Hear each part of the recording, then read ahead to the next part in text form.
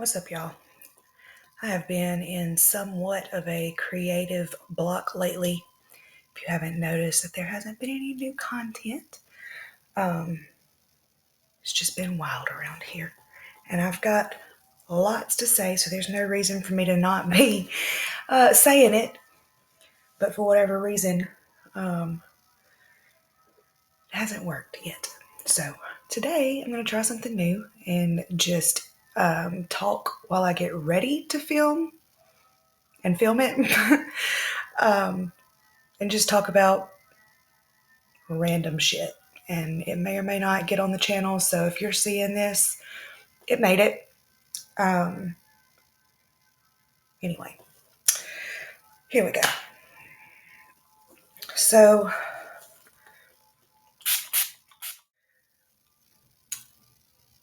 there's a thing that has been bothering me lately. There's a lot of things that have been bothering me lately, if we're being real. But the main thing is just that the underlying divisiveness of society in general. But today, it's especially the Christian church, because the Christian church is supposed to be the ones that are bringing everybody together and saving humanity and all of this, and it's just not happening. And I saw a clip or a short on YouTube or Facebook or something recently that was it was Jelly Roll talking about Jesus. And basically he said, y'all don't know the real Jesus, because the real Jesus wouldn't like y'all, first of all. I mean, Jesus likes everybody, but he wouldn't be hanging out with the church today any more than he did when he was around. The only time that you see adult Jesus in the temple or synagogue is when he is chastising the religious leaders, the temple leaders. Every other time we see him, anytime he's in ministry, he's out among the people. And the characters that are identified or named in all of these stories are the lowlifes of society. You know, they're the ones that today's Christians won't have anything to do with. Like, love you, but stay over there. We'll pray for you. And that's not helpful in most cases. I'm not saying don't pray for people, but like when somebody is starving or out on the street or struggling to manage life like we all do, thoughts and prayers don't pay the bills, y'all. Thoughts and prayers don't heal the hurts. Thoughts and prayers don't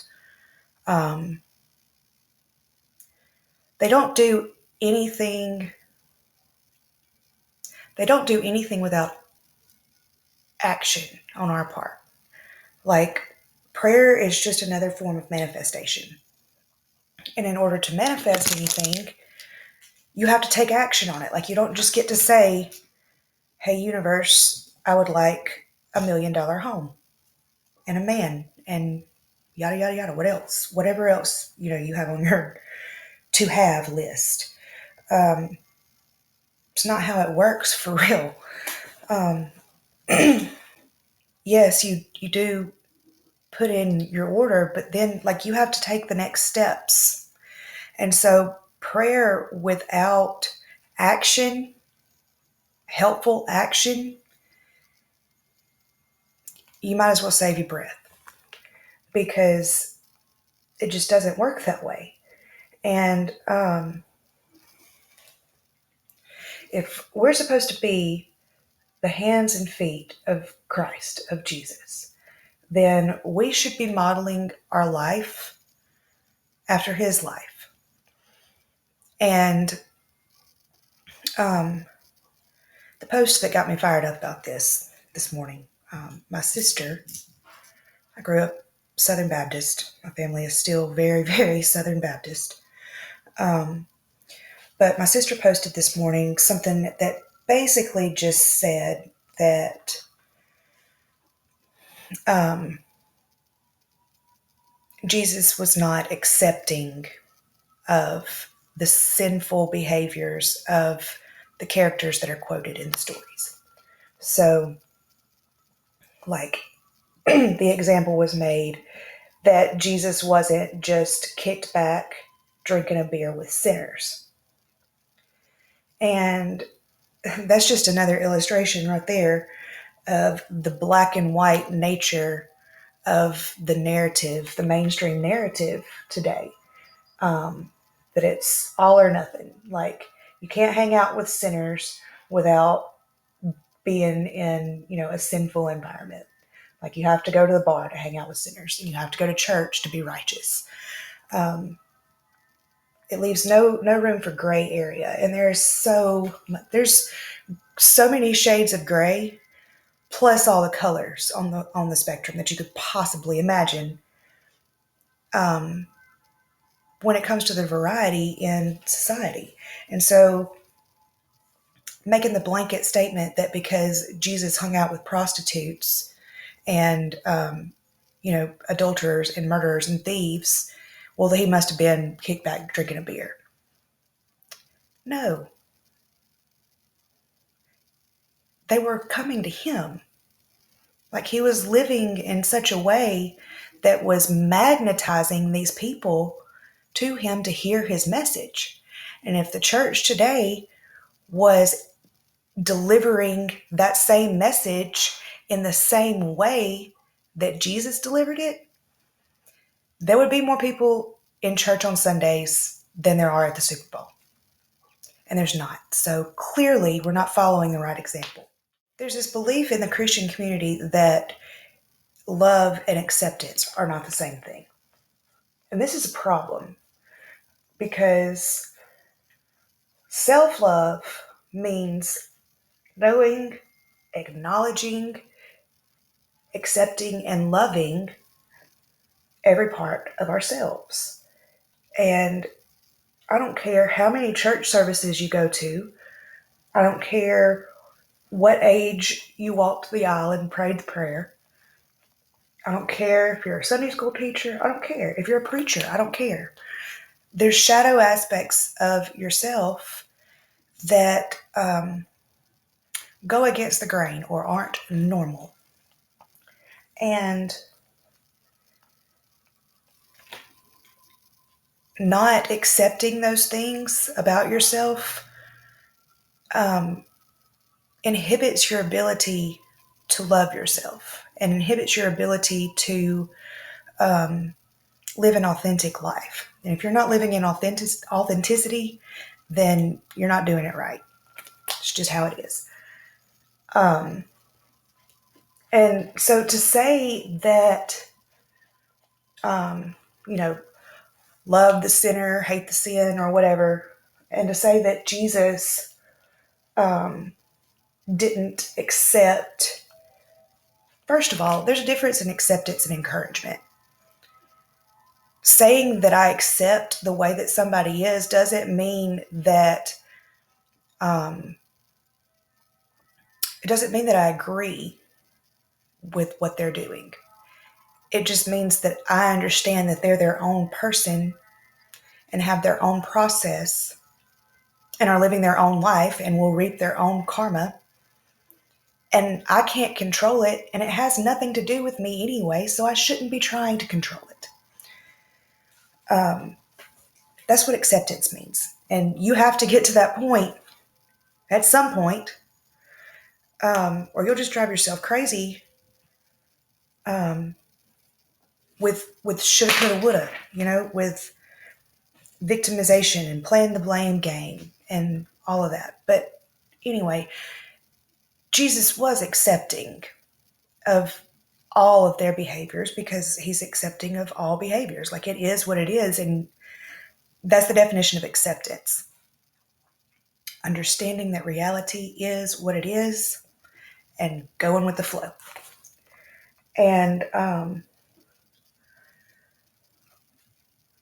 there's an energy of judgment and condemnation that is flying under the radar, disguised as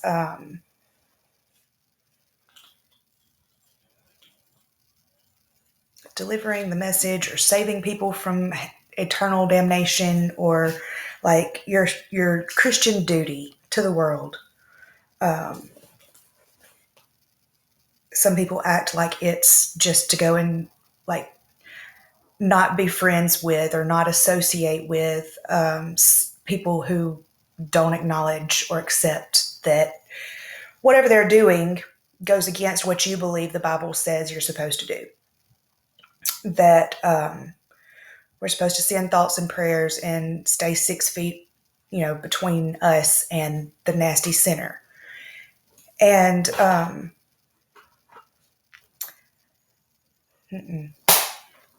that ain't it. In order to have the type of influence over people that Jesus so clearly had, as is documented not only in the Bible, but in other sacred texts as well, in order to have that kind of influence over that many people, you have to be radiating the energy of unconditional love and acceptance. And to have the kind of loyalty that he had in the disciples and others who are named frequently with him, indicating that they were with him often, you have to have a relationship based on mutual trust and respect. And the only way to have mutual trust and respect is to be vulnerable and intimate with whoever you're cultivating a relationship with. And intimacy is more than just sex. Like, intimacy is knowing someone, knowing the nitty gritty, the things that are in the shadows, the hidden things. Like, all of those things are what leads to an intimate relationship. And that's the kind of thing that you have to cultivate in order to be able to lead or influence someone in the way that Jesus did hundreds of thousands of people.